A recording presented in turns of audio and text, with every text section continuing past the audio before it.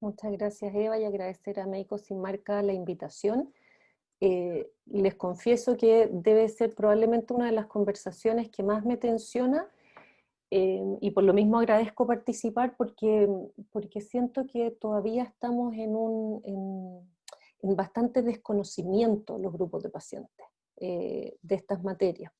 Entonces, yo me permití, dije, si voy a estar en esto, lo primero que tengo que hacer es mi declaración de conflicto de interés, y miré algunas, así es que yo declaro no haber recibido honorarios u otros incentivos para esta presentación, no he recibido transferencias de valor de la industria nutricional o de dispositivos, sí he recibido transferencias de valor de la industria farmacéutica por algunas clases que he dado, y declaro no tener claro si tengo entonces, dado eso, algún conflicto de interés en la materia de la que voy a hablar hoy día. Creo que no, pero creo que también lo dejo como pregunta porque ayer cuando me puse a hacer esto de los conflictos de interés quedé con más preguntas, y yo creo que espero traer más preguntas que respuestas a la conversación. La Alianza no recibe ningún tipo de transferencia de valor de ninguna industria, y Fundación Me Muevo sí recibimos transferencia de valor de la industria farmacéutica en los últimos 24 meses. Entonces, lo primero de lo que quiero hablar, y a propósito también no a modo de justificación, pero creo que sí es importante tener contexto para esta conversación, entonces me voy a permitir hablar un poquito más allá de la ley de fármacos, es este estudio esta noticia es del día jueves, ¿sí? Que Chile viene a ser casi una excepción mundial en materia de donaciones, no porque estemos excelentes, sino muy por el contrario. Junto a Bulgaria, Indonesia y Malta somos los únicos países que no tenemos normativa para donar en salud. Y un dato muy interesante es que de las 319.000 organizaciones que hay de la sociedad civil en Chile, el 9,8% son fundaciones u organizaciones sin fines de lucro, y de los 160.000 millones que se donaron en el 2019, solo 870 organizaciones captaron todas esas donaciones. Entonces, ¿por qué quiero abrir con esto? Porque sin duda es un tema el recibir o no financiamiento de la industria farmacéutica, pero también es un tema, y no quiero poner una justificación, simplemente quiero decir, es un tema el trabajo de las organizaciones de pacientes sin financiamiento. Es realmente un tema, así como es importante que podamos abordar también esa temática. Quiero compartirles, José Luis lo comentaba, a mí me toca como ser la representante de los pacientes en la mesa de ética para los negocios de la industria en materia de salud en APEC. Y este año, en la última reunión, hicimos una presentación desde la perspectiva de los pacientes con algunas eh, eh, como dar cuenta de por qué hoy día el rol del paciente es tan relevante en esta discusión, ¿sí? Y entonces, bueno, lo primero que ya todos sabemos es que el mundo de la salud ha cambiado muy rápido. Yo misma llevo 10 años estando diagnosticada con la enfermedad que tengo, que es artritis reumatoide, y en los últimos 15 años han ido cambiando esquemas terapéuticos, formas de abordar la enfermedad, etc. Han entrado nuevas tecnologías en otras enfermedades, hay nuevas formas de interactuar y, por supuesto, nuevos retos. En este escenario, que ha cambiado tanto en los últimos 15, 10 años, 5 años, la participación de los pacientes ha ido creciendo en distintos niveles de la toma de decisiones, ¿sí? Y por supuesto que cada vez más también se ha ido exigiendo que ese proceso de participación sea transparente, riguroso y sistemático. Ahora, un tema central entonces es que todavía muchas veces cuando se habla, y yo creo que así también fue interpretado para la ley, se nos considera como observadores o como veedores del proceso, ¿sí? O sea, nosotros solo vamos a, y que me parece muy interesante, pero que claramente ya no es el único rol. El paciente, por cierto, sí puede esto de mirar qué ha recibido su médico, etcétera, y ser un poco observador y veedor en el sistema, pero las organizaciones de pacientes y los líderes de organizaciones de pacientes no somos solo veedores, somos parte del ecosistema de salud, no somos, digo yo, la razón por la cual se hacen algunas cosas. Hoy día nosotros no solo estamos pensando en la educación del paciente, sino que también estamos incidiendo en cómo se debe organizar el sistema, cómo se debe administrar, cómo se debe pagar, qué se debe pagar, y por lo tanto nos pone en igualdad de condiciones, no de quien prescribe, pero sí de quienes toman las decisiones. En igualdad de condiciones uno diría, ojalá, ¿no? Estuviéramos exactamente en igual condición porque efectivamente tenemos todavía baja participación. Pero aun cuando esa participación sea baja, en materia de responsabilidad frente a la toma de decisión, sí estamos en igualdad de condiciones, consideramos nosotros, ¿sí? Entonces, si participamos de las conversaciones, aunque no sea de la instancia final de toma de decisión, pero si ya estamos participando en la toma de decisión de qué incorporar, qué no incorporar, qué solicitamos, qué no solicitamos, estamos involucrados en las transferencias de valor que se producen en la industria relacionada con la salud. Y eso entonces tenemos que considerarlo de manera muy seria. Pero al mismo tiempo, y por otra parte, independiente del reconocimiento formal, que hoy día no existe, colaboramos apoyando, acompañando y educando a otros pacientes también. Entonces tenemos un rol en el sistema de salud también, que no solo tiene que ver con este otro tipo de decisiones, ¿ya? Entonces, creo que es súper importante el entender que nosotros nos vimos muy rápidamente enfrentados a participar de conversaciones en las que no habíamos estado antes y que tienen que ver con la ética, la justicia y la equidad. Me gusta a mí recordar que en el fondo, como parte de las organizaciones de pacientes, todos nosotros empezamos, o la gran mayoría, por un dolor personal. Hay algo que uno vio que en el sistema no entregaba, y frente a ese dolor o esa anomalía del sistema nace la organización. En nuestro caso, y yo les confieso, y eso siempre nunca he tenido problema en decirlo, cuando armamos la organización, uno tiene que aprender de organización. ¿Cómo se constituye un directorio? ¿Cómo se constituye las finanzas? ¿Cómo se declara impuestos? ¿Cómo? Todo el proceso que tiene que hacer. Y uno es el paciente. Entonces, ¿quiénes están disponibles? La primera línea que tenemos que nos da algún tipo de apoyo, soporte para esto, es la industria. Y lo hace de farmacéutica principalmente, y lo hace de distintas maneras. Una manera, así más comillas, sana de hacerlo, es decir, te invito a un curso que dicta otra organización que tiene cierta reputación en lo que hace, para que puedas aprender, por ejemplo, de cómo se dirige una organización sin fin de lucro. Pero nosotros entramos en esta materia así como bien al vacío, es tirarse al agua y a una piscina que uno no sabe la dimensión, pero que en el fondo aceptas hacerlo por entender que es necesario esta anomalía que hay en el sistema, ¿sí? Entonces, esta conversación de ética, justicia y equidad, yo siento que necesitamos profundizarla mucho más. Hay elementos, y en esto mismo yo me declaro todavía contumaz. Es como, veo cosas, o aprendiz más bien, no contumaz, me declaro aprendiz. Hay cosas que yo ya las veo, pero de las cuales todavía no sé, y no quiero seguir no sabiendo. Me importa, me interesa aprender. Aquí, por ejemplo, necesitamos, bueno, lo voy a decir más adelante, pero el fortalecimiento del vínculo entre las organizaciones y otras instituciones. Hay otros países que, por ejemplo, sí, las universidades donan becas de estudio para que los pacientes puedan formalizar su aprendizaje, profesionalizar su labor, pero no mediada por la industria. Este año, por primera vez, tuvimos una gran experiencia. La Universidad Católica donó, por ejemplo, para que un paciente se formara en evaluación de tecnologías sanitarias. ¡Qué importante! ¿Sí? Entonces, ¿por qué esto también es tan importante? Por lo que decíamos antes, porque en la medida que seguimos pidiendo mayor participación y mayor involucramiento en la toma de decisión, también nosotros vamos adquiriendo un rol que requiere de mucha más responsabilidad y de mucha más transparencia y de mucho más conocimiento acerca de todo lo que implica el conflicto de interés y otras materias, como las que les nombraba antes.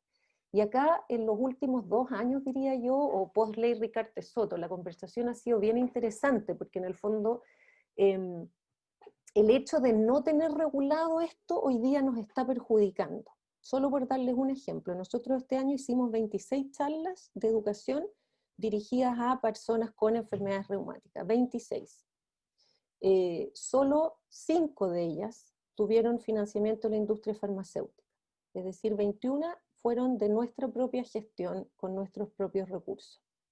Sin embargo, el hecho de recibir algún tipo de transferencia te pone en cuestionamiento inmediato, ¿ya? Entonces, necesitamos regular, ordenar, mejorar el sistema de financiamiento para que esta voz de quien representa sea la voz que efectivamente como uno ve, ¿ya? Y lo voy a poner en esta imagen. Yo tengo la impresión de que hoy día tenemos un problema mayor, porque al no transparentar, al no tener una regulación clara a las organizaciones de pacientes, lo que vemos son las sombras. Y las sombras, como todos sabemos, depende del horario del día en que las miremos. Entonces a veces vamos a mirar unas cosas muy terribles y otras veces se nos van a pasar por alto cosas que sí existen. Doy 2 ejemplos. En la ley Ricardo Soto, hay una suerte de mito urbano, porque yo no sé si alguien tiene evidencia de esto, pero lo he escuchado en varias oportunidades que se dice que los pacientes de la industria farmacéutica nos llevaban en buses al Congreso para la discusión. Me tocó en ese momento representar a un grupo de más de 30 organizaciones de pacientes en la tramitación de la ley Ricardo Soto, y nunca, jamás recibí ningún tipo de incentivo para asistir, ni el pago de un bus, ni el pago de una bebida, ni el pago de un sándwich para ir a las tramitaciones de la ley Ricardo Soto. Entonces ahí vemos la sombra gigante. Pero por otro lado, tenemos observaciones como por ejemplo las que se hacen en la ley del cáncer, donde se entiende conflicto de interés y se pide que no se considere una transferencia de la industria farmacéutica en el ejercicio de la función como líder de organización de pacientes como un conflicto de interés. O sea, no estamos entendiendo bien qué es conflicto de interés, porque lo que yo me he ido dando cuenta con el tiempo es que incluso mantener un vínculo, aunque no exista una transferencia financiera, empieza a generar conflicto de interés, porque cuando uno empieza a conocer a las personas y después se dan resultados, por ejemplo, de la ley, uno dice, uy, y en este laboratorio, esta persona que me cae tan bien, y no quedaron. Y todo eso que uno ve asociado a los médicos, empiezas a entenderlo de cómo se produce en nuestra comprensión en el fondo como pacientes, y cómo esas relaciones sí tensionan la voz que uno lleva como representante de la sociedad civil. Entonces yo creo que no podemos seguir mirando sombras, necesitamos mirar de verdad qué es lo que ocurre, y por eso necesitamos que la regulación nos incorpore. Entonces, definitivamente creemos que tenemos que ser incorporados como sujetos pasivos en la ley, pero también mirar cuáles son las consecuencias de eso, porque sí o sí van a tener, o sea, vamos a tener, me parece genial lo que decía Cristóbal, de que eso permita estudiar ciertas cosas. Sería muy interesante saber cómo se están financiando en general las organizaciones de pacientes y ver el vacío que yo les mostraba ahí con el estudio que hace la OECD, de que no hay formas de financiamiento. Pero por otro lado, hoy día yo siento que las organizaciones de pacientes son organizaciones muy necesarias en materia de educación, por ejemplo. Es importante declarar qué y cuánto recibimos. Yo cuando hacía la declaración de conflicto de interés pensaba, claro, al poner yo ahí Fundación Me Muevo recibe, o yo recibí, dejo un manto de duda. ¿Y qué recibió? ¿Y para qué usó lo que recibió? ¿Y cómo se gastaron esos recursos? Es súper interesante que eso pudiese a un clic de distancia estar disponible para quien pueda verlo, y de entonces decir, no, pues en este tema hay un conflicto de interés, o en estos temas no, o fue bien usada, o no fue bien usada, o tantas cosas que podría mostrar el hecho de declarar, y no solo las transferencias monetarias, porque además también es importante que a veces el apoyo que se recibe es, por ejemplo, de una agencia de comunicación, por ejemplo, de personas o de una, ¿cómo se llaman los que organizan así webinars? Y ellos, entonces no es una recepción directa, pero sí a través de terceros. Entonces, si las organizaciones de pacientes queremos estar mucho más involucrados y ser copartícipes en el diseño de política, necesitamos que esta transparencia también sea creciente. Ahora, ¿qué necesitamos también? aprender sobre los conflictos de interés, sobre regulación, etcétera. O sea, no basta que la ley diga una organización debe tener una normativa. Necesitamos generar mecanismos que permitan construir buenas normativas, porque si no vamos a tener una hoja con 4 puntos, simple, cumpliendo con la norma, pero que efectivamente no va a regular.